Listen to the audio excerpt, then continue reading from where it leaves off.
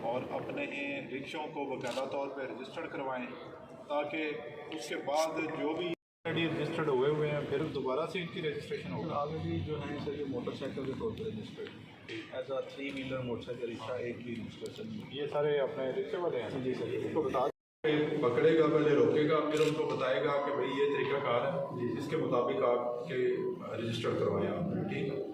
پھر ان کو پھر سیریس لیں گے. ادروائز ہم ویسے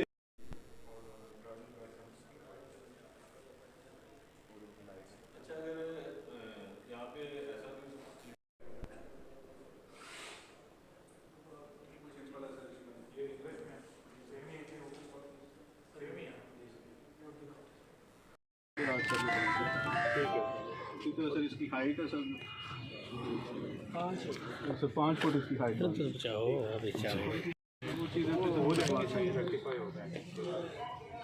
بس یہ ہے مقصد یہ ہے کہ ان کو فیسیلیٹیٹ کرنا ہے ہم نے لوگوں.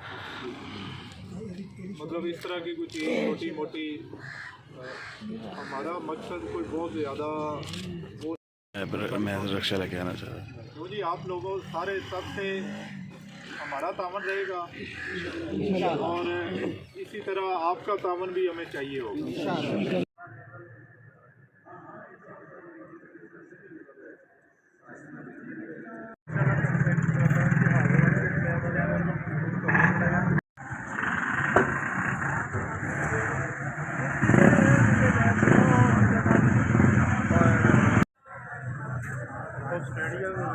کانفرنس ہو رہی ہے رکھ گیا جی.